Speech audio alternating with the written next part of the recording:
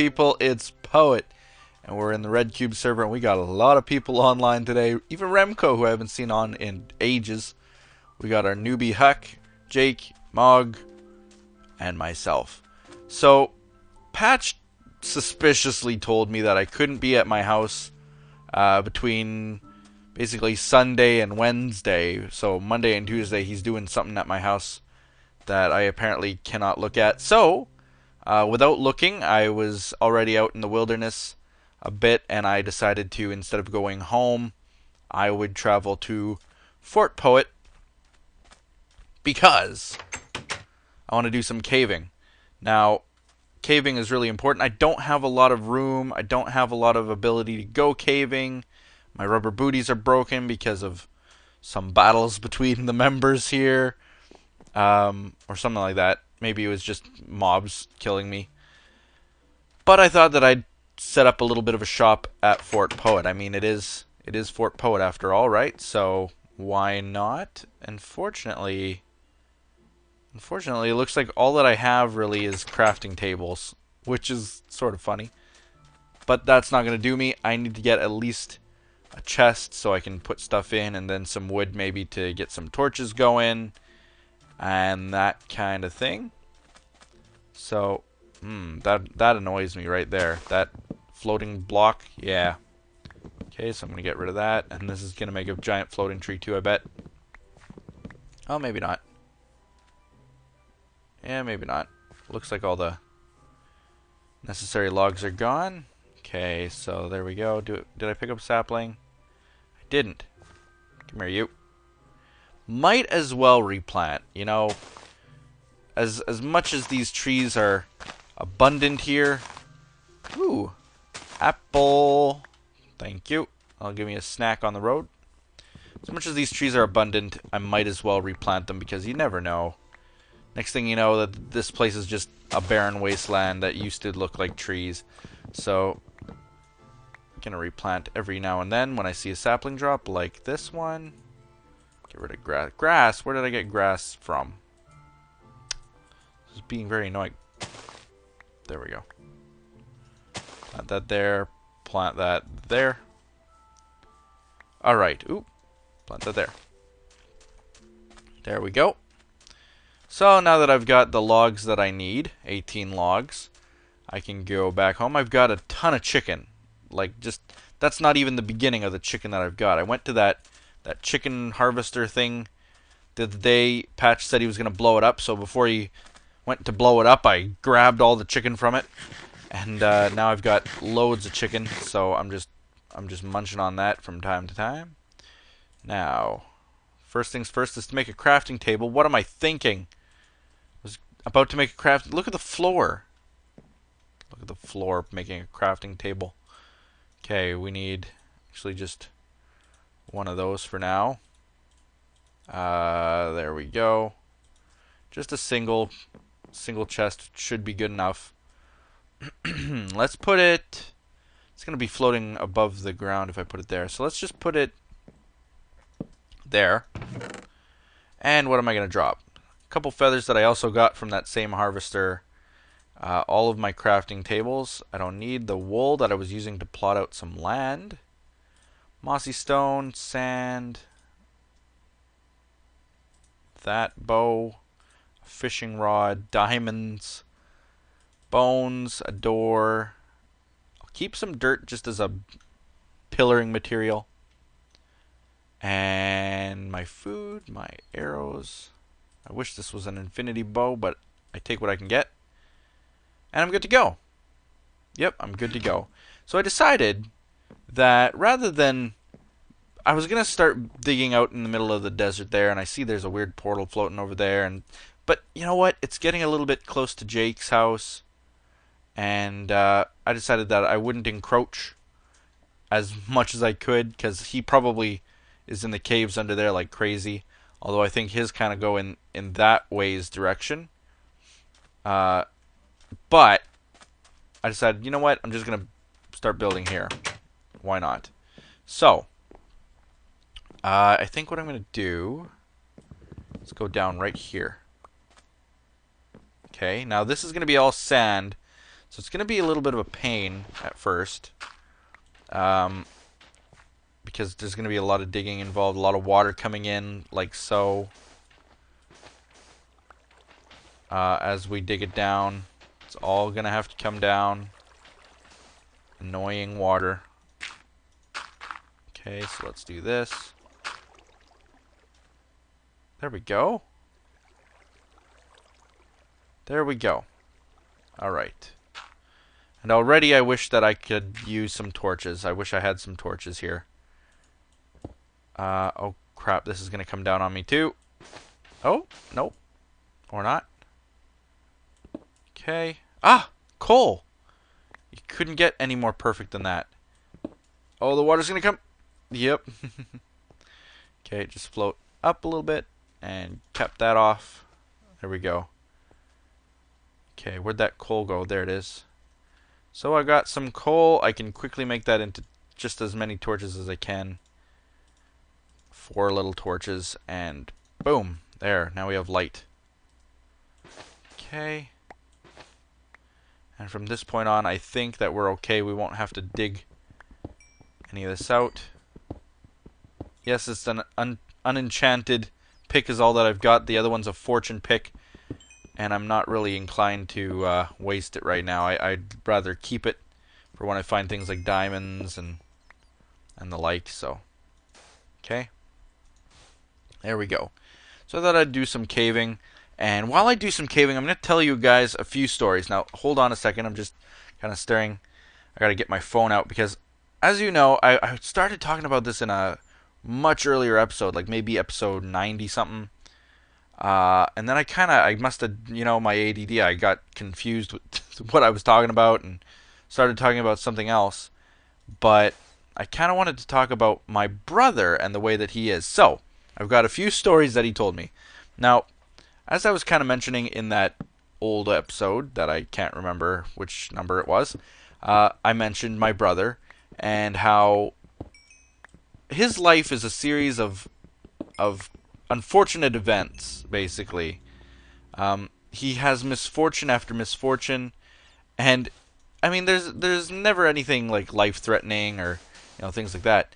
But the things that he goes through sometimes are just hilarious. And I'm going to start with one that he just told me. I don't even have it written down, but he just told me it, and I kind of got a chuckle out of it. Okay, so my brother. Very unfortunate guy, and this will kind of paint the picture.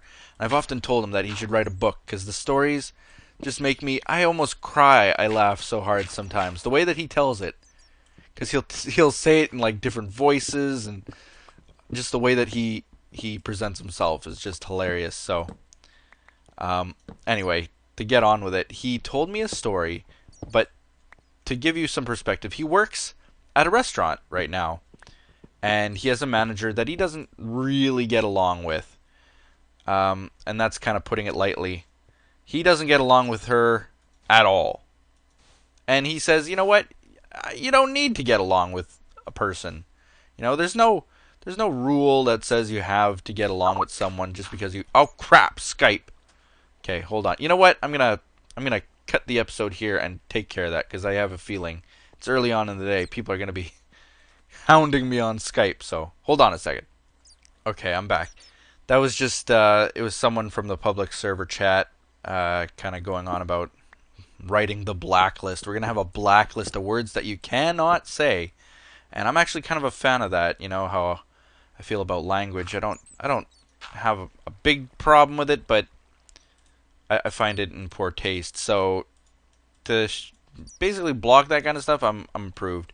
So they're looking for someone who swears like a sailor so that they can write the blacklist, and I volunteered Win.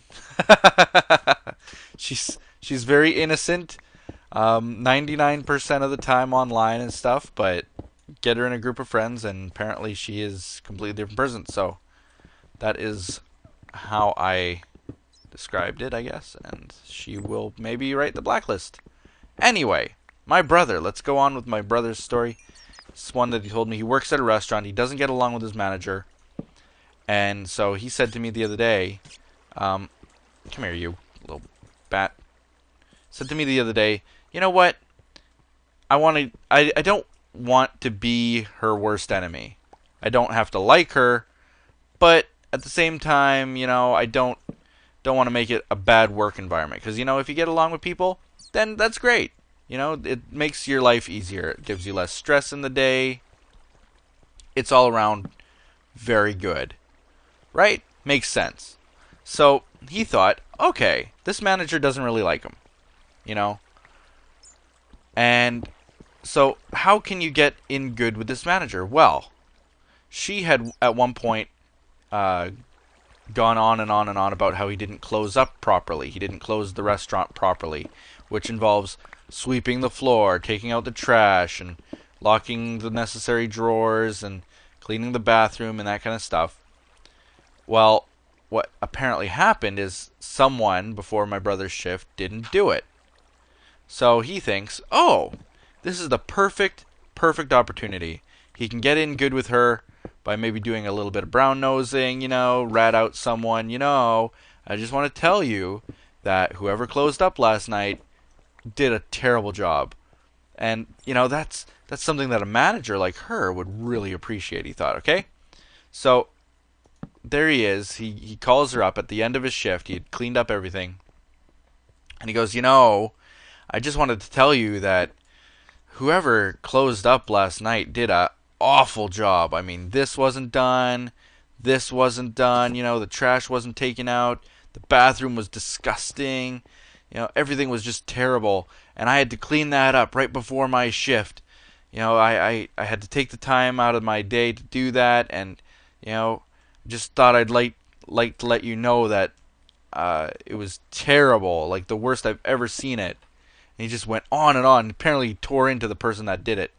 And at the end of his statement, how he says, yeah, it was the worst I've ever seen. She goes, I was the one who closed up last night. Oh, man. My brother. He has the worst luck. As if. What are the chances that he goes to rat someone out thinking, oh yeah, brownie points, I am a genius. Goes to rat someone out, and it turns out that the manager was the one who was the terrible person at closing up. So then they apparently got into another argument. Well, I did that. I closed up properly. No, you didn't. The garbage was full. No, it wasn't. I did that. And she goes on and on like that, and is another argument, and it's just, to me, I find it absolutely hilarious, that story that he told me. But I got a few others, and I thought that I'd share them too, because they are equally as entertaining. See that zombie coming around. Got enough time to dig through here and see what's over here. Oh, there's more, huh? Oh, way more. This cave is pretty good. Okay. Gonna get some... Need my fortune pick. There we go. Never know when you might need lapis, so I'm gonna start collecting it a lot more than I usually do. Should use my fortune pick on this coal too, actually. Hello, little guy. There we go. So my brother, this is story number 2. My brother buys this brand new shirt. I had actually helped him get a job where I used to work in their marketing department, and it was kind of a nice gig for him. Good hours and very, very good pay. I mean, compared to what he was working at, like restaurants and stuff, it was pretty decent pay, which he wasn't used to. So helped him out by getting him that job, and in kind of like preparation, he thought, alright, I'm going to get myself a nice new shirt. So he goes out to the store and he buys a new shirt. A nice dressy shirt, nothing too fancy, but at the same time, snazzy shirt, spiffed up. So he gets this shirt and he goes to lunch. He wears it the first day, or one of the first days, and he goes for lunch.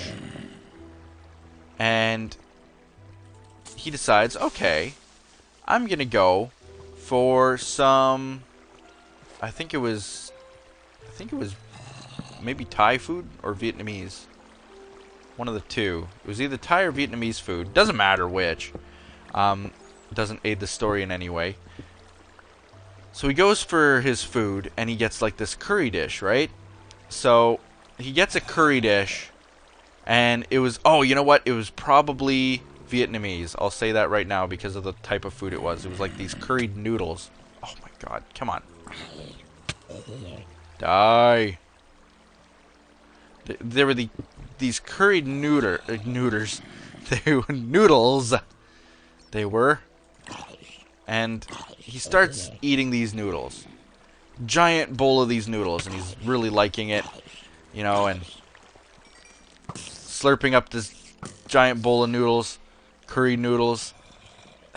And he looks down and realizes what's happening. The noodles, he's enjoying them so much, you know, slurping up these noodles, that he doesn't realize that as he eats them, these long strips of the noodles as they... Oh man, these mobs are crazy down here. These long strips of curry are splashing against his shirt. Every time he slurps up the noodles, they... Look at that arrow right in my eye. The noodles splash about as he's slurping them up, slapping onto his brand new shirt. So here he is wearing this brand new spiffed up shirt, covered in curry, streaks of curry. And of course curry is like the stuff that's in curry that makes it yellow is what they actually use in some clothing dyes to make clothing yellow. So needless to say, his shirt was ruined. It's just another misfortunate story that just I laughed so hard when I heard it. I sound like a terrible brother to say something like that, but oh man, did I laugh. I couldn't control it. Just picturing him with like, because to him, a brand new shirt like that means something. It's very important. It's very nice. It's special. And there it is. Brand new, covered in curry. I lost it. It was too much. Oh, man. Man, oh man. Okay, so the next story. Let me see. Oh, yes. Okay, I think I can remember it without looking at my phone, actually. Was that... and this is... okay. You gotta keep in mind that I just had a birthday not too long ago in September. And his girlfriend also had a birthday in September. And I think his girlfriend's birthday is September the 11th. And my birthday is September the 12th.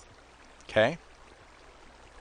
So I had sent him some kind of a text message like, you know, are you coming to a restaurant with me for dinner, you know, because it's my birthday and this and that. And, you know, the usual replies. The usual texts that brothers have between each other. And so I'm waiting for a reply and I'm driving home. And I'm driving home and all of a sudden I get this text. So I peer down at my phone. And of course you can't text and drive here. So I'm not like staring at it. But I get this text from him. And it looks like a picture of him. Like he sent me a picture of him standing in front of a mirror or something. I can't really make it out, so I wait. I wait until I get home. Or actually, I'm telling the story wrong. I didn't wait. I did not wait until I got home. I did look at it. I did take a closer look at it. I'm just remembering the story. I took a closer look at it, and it says something like, "Happy birthday." And I wonder if I could even find the text. It cracked me up so much. It said basically, "Happy birthday," and it has this picture of him standing in front of a mirror without a shirt on. He had other clothes on, thank God, but he doesn't have a shirt on. And it says, "Happy birthday." don't mind the beard, or something like that. And he has this giant, massive beard that he was growing at the time. And so all that you can see is him, no shirt, beard, in front of a mirror. And I just lost it. I was laughing and laughing and laughing all the way home as I'm driving. So hard I was laughing that I nearly swerved off the road. It was just, I couldn't contain myself. Like, why the heck did he send me this picture? I had no idea at the time. That's when he finally told me, then he sends me a text like, I was supposed to send that to Catherine. That's his girlfriend's name. I was supposed to send that to Catherine. Oh, dear God, why? And that's what made me lose it. I was keeling over in laughter. Because we have birthdays so close together. I don't want to know, and I don't care why he's sending his girlfriend a picture of him without a shirt for her birthday. All I know is that he sent it to me instead of her, and it was just so funny. You can't get much worse than that. Oh God, it'll forever haunt my dreams and nightmares. But hilarious, so hilarious that it's too much. It's really too much. Ooh, okay, so we're at like diamond level here. So far I haven't found too much that's, interesting while I'm down here. I think that's how I got down. Looks like this goes down further. Let's see, was there another story that I had of his? Let me just check my phone real quick. I told that one. Oh, yeah. Okay, so this is another one that he just told me really recently. This man of misfortune. Series of misfortunate events. He apparently had the day off. One day off in the week. Last week. And only one day off. So you know what? He's worked hard in the week. He'd like a day off. And he ended up being a little bit sick. So, typical. The one day you have off is the one day that you're going to get sick. That kind of... Ooh, I almost jumped right down.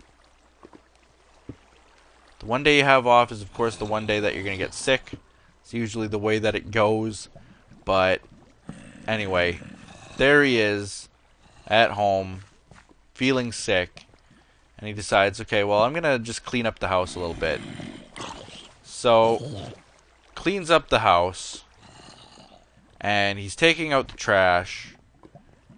And he goes and he realizes, oh, my trash bin's full. Okay, well, my next door neighbor has a trash bin, and they don't mind. You know what? I'm just gonna put my garbage in their trash bin, which is fine. You know what? They've got an agreement. They can do that. That's fine. So he goes to their bin. It's a little bit further away. He's got to walk a bit, and he goes and puts his trash away. Nothing to see here, all ordinary. He gets inside and he's walking around and he's, maybe missed a few things, picking them up too, going on about his day. And suddenly he realizes, hey, wait a minute.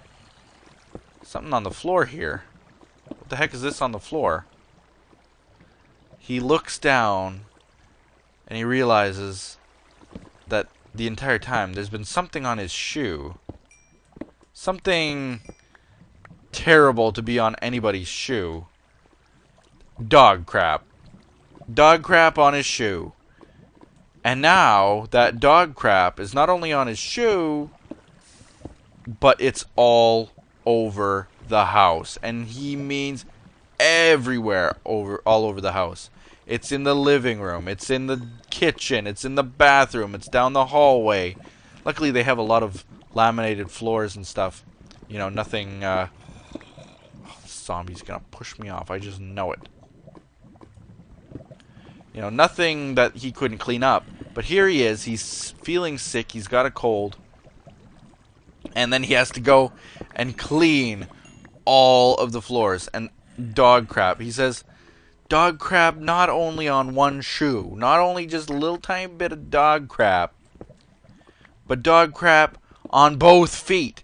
Both feet. Dog crap. And he says, I don't know what that dog ate. Or how that dog's doing. But that dog ain't healthy. That is not a healthy dog. And now it's on my shoe. So, and now it's all over my house. So, he had to clean up his entire house of dog crap. When he was sick. When he was sick and feeling bad and all that kind of stuff. Had to do that. Feels so bad. Oh, funny. So, apparently his washing machine was broken. This is the same day. His washing machine's broken. And so they call the landlord. Apparently, it's a landlord that runs the place and the appliances like that. So they call him out and okay, get a repairman out. Maytag repairman. It'll be all good. Guy comes and he said, you know, this guy was not a healthy guy. And it sounds very similar to the dog, but this guy was not a healthy guy. And you know, there's this giant washing machine, and this guy took it upon himself. He's probably about 400, 500 pounds. He's a big man, old, big, long, gray beard, and takes it upon himself. Okay, I'm gonna pick up the entire washing machine and lift it to the floor. Lift it down to the floor. So he picks it up off the dryer, hoists it, moves it to the floor. He says, oh, after that, the old guy was coughing and coughing and coughing. You know, like struggling to breathe, this poor old man who had just lifted this massive dryer, or washing machine, I should say, off of the dryer. And so they wait a while and they go in and look, and okay, he says, oh, I'll need your help putting the washing machine back up there. I can get it down just fine, but putting it back up, I need your help. So my brother was like, well, you know, thinking to himself, why didn't you ask in the first place, you big idiot? Like, why'd you wait? You almost killed yourself. Here he is. He's killing himself. So they start to lift the thing, and the guy goes, "Oh, we have to put it down. Put it down. We gotta stop. Give me a second to rest here." And he's like, you know, struggling to breathe, and he's holding his chest, and my brother's like, he said at the time, I was thinking to myself, well, Catherine knows CPR pretty good. You know, he's waiting. This guy's gonna die. It's not a what if. He's going to die in our house. So prepare yourself. You know, but there they are. They were eating dinner, and he's coughing and coughing and coughing. And then next up, he's like wheezing. He had to prop himself up against a tub that they had, and it's like, okay, this guy is like a step away from death, but got it all done. Finally, back up and running. The guy says, "Okay, see you later. I hope that works for you," and he's gone. They go to use the machine, and the guy completely forgot a very crucial piece, or the thing was put on backwards after all that. Not only was it put on backwards, but he forgot a piece, and it was like 2 or 3 inches out, this seal for the water, which means that basically when they use their washing machine, clothes and water and everything is going into this one little channel and being held there, and it's like, I feel bad. I don't want to call the guy back out, you know, because he's gonna die. He will die in my house. He took like 4 hours to do that thing, and in the end, it still wasn't working. It was broken. Just terrible. What's with this? Come here. There we go. There we go. That's looking a little bit better.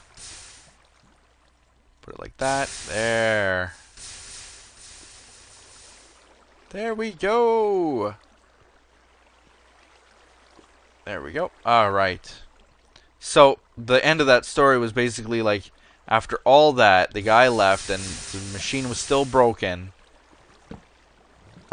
He goes into the laundry room, and the guy left all the boxes, all the equipment, the old stuff, the old parts, everything, just left it there, all over the floors that my brother had just spent the entire day cleaning. Man. My brother. Those kinds of stories happen every single time I see him. But yep, he's my brother, gotta love him. I try to help him out as much as I can, you know. I feel like a lot of things in his life haven't quite gone, you know, according to plan. But he still wakes up every day. He's a happy guy. He has a lot of courage for what he goes through, and that the fact that he still wakes up with a smile every day. So good on him. I think I'll end this episode here. Basically just talking about my brother today and the misfortunes that he has. But we also did a bit of caving. Thanks for joining me while I went caving. And we'll be seeing you next time on the RedCubed server, where I'll probably still be doing caving, maybe. I don't know. I might be done. I'm going to spend a bit of time here because I do this to relax. I like caving. It's relaxing to me. Even when there's 1,000 mobs coming to kill you, I find it very, very relaxing. So, didn't have much of a stressful day, but it's nice to relax anyway. With that said, thank you guys again for watching. Hit the like button. It does helps the channels. Subscribe if you haven't already for more interesting stories and talks and things like that. This is the more talky series that we have. The more mature series. And do all those other awesome things that you people do. We'll be seeing you next time in the RedCubed server. Bye-bye.